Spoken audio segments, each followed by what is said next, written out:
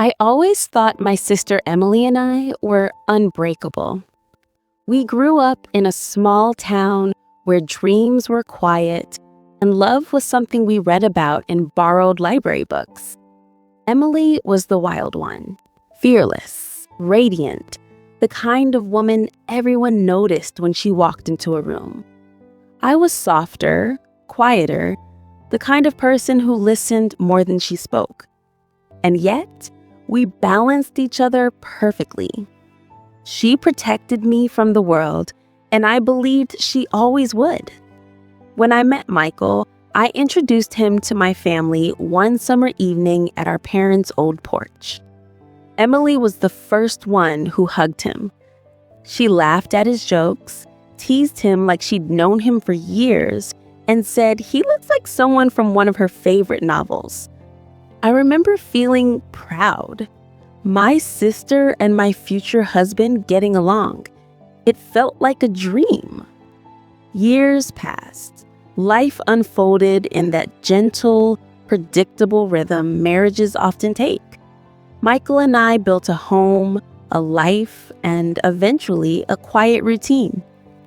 Emily moved to another city, chasing her career in design.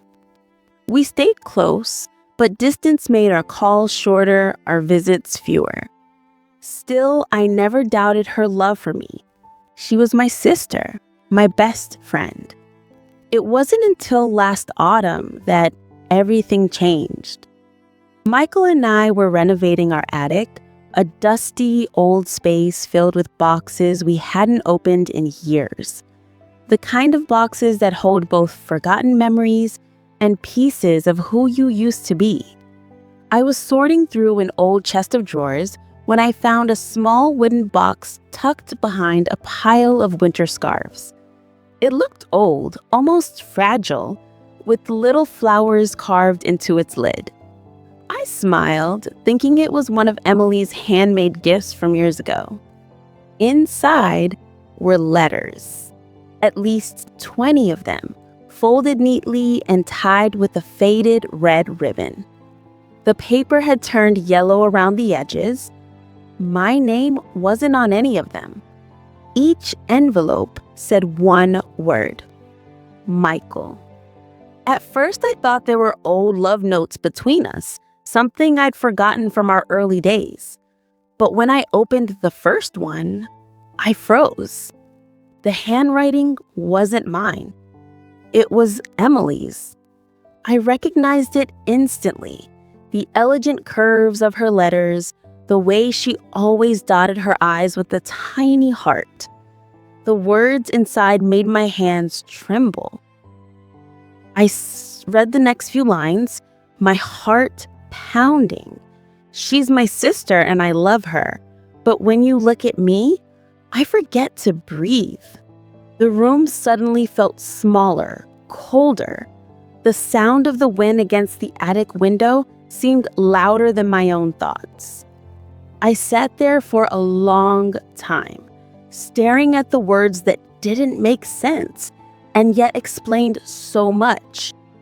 Emily had loved Michael, and not just a passing crush or a fleeting admiration. The letters were full of raw emotion, things she never said, things she buried under smiles. In one, she wrote, "You'll never know how many nights I've prayed for this feeling to go away. I wish it was anyone else, but it's you. Always you." I closed the box. My hands were shaking. Downstairs, I heard Michael calling me, asking if I wanted tea. His voice sounded the same as it always had. Warm, familiar, safe. I couldn't answer. I didn't know whether to feel betrayed, heartbroken, or simply sad. It wasn't an affair. There were no signs of betrayal beyond these words on paper. But knowing Emily had carried this secret love for years while standing beside me through birthdays, anniversaries, and every milestone, it felt like a wound that never had the chance to bleed until now. That night, I didn't sleep. I sat on the porch wrapped in a blanket, watching the sky turn from black to gray. Every memory of my sister flashed before me. The time she laughed with Michael, the way her eyes softened around him, the warmth in her voice when she asked about us. I thought it was love for me. Maybe it was love for both of us. And the hardest part, I didn't hate her. I wanted to, but I couldn't. Linda always thought her sister Emily was her best friend. They grew up together, shared secrets, cried through heartbreaks, and celebrated every joy side by side. Emily was older, wiser, and always looked out for her. When Linda married Mark, Emily stood by her as maid of honor, smiling, radiant, and proud. Everyone said they were the perfect family, two loving sisters, and a kind husband. For years, Linda believed that, until one quiet afternoon changed everything. It was a Sunday, warm and lazy. Mark had gone out for groceries, and Emily had stayed over after their weekend family dinner. As Linda cleaned up the living room, she noticed a drawer slightly open in Mark's desk, a drawer she rarely touched. She went to close it, but something caught her eye. A small wooden box tied with the ribbon. She smiled at first, thinking it was old notes from college or work. But when she untied the ribbon and opened one, her heart rose. The handwriting was familiar, elegant, feminine. It was Emily's. The words were tender, romantic, like, "I can't stop thinking about last night and how wrong yet perfect it felt. When she looks at you, I can see the guilt in your eyes, but I can't help wanting you." Linda's hands trembled. She felt her chest tighten as she flipped through letter after letter, all written by Emily, all addressed to Mark. The room seemed to blur. The clock ticked louder. For a moment, she thought this must be a joke, some old prank, but then she found the dates from last year. Around the same time, Mark had suddenly grown distant, coming home late, claiming extra work hours. Her mind screamed, "No, this can't be real." Emily, her sister, her blood.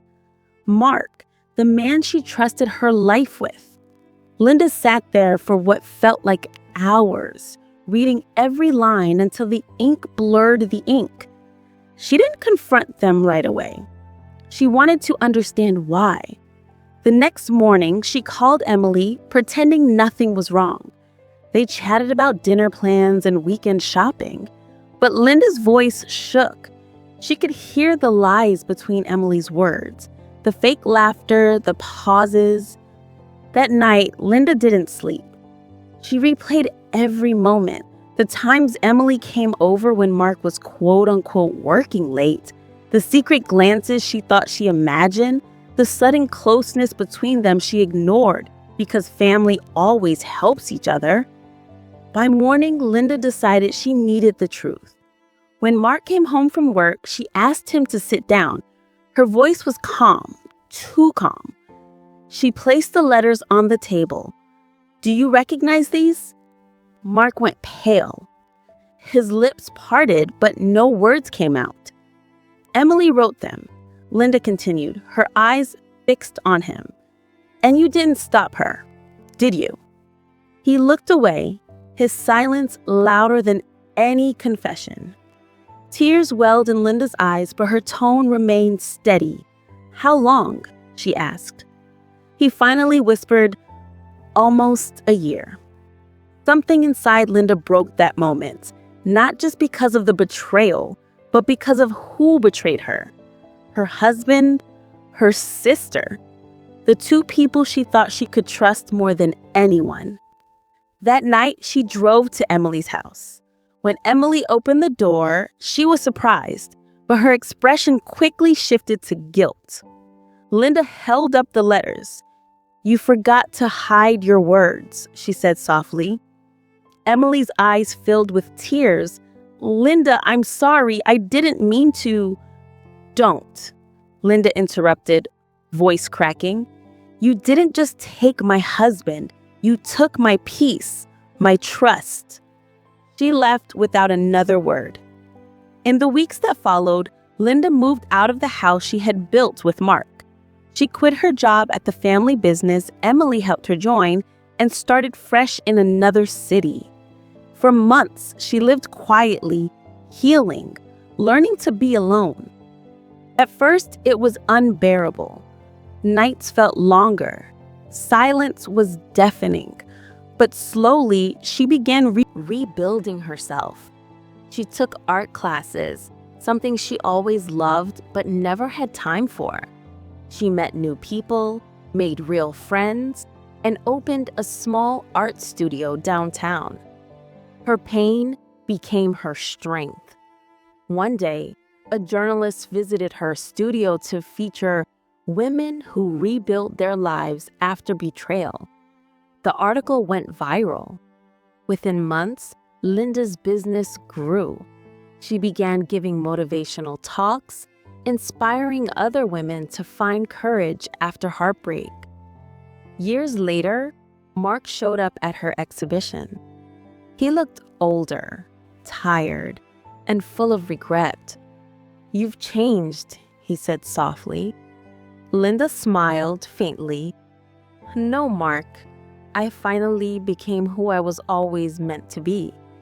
He tried to apologize, but she didn't need it anymore. Forgiveness had already come, not for them, but for herself. As she walked through the gallery, surrounded by her own paintings, each one born from her pain, love, and healing, Linda realized something powerful. Betrayal had broken her once, but it had also built her again, stronger, wiser, freer. She didn't need revenge. Her success was her peace. And as she closed the studio that night, she whispered to herself, "Sometimes losing them is how you find yourself." If this story touched you, don't forget to follow for more powerful tales of love, betrayal, and strength. Your next favorite might just change the way you see life.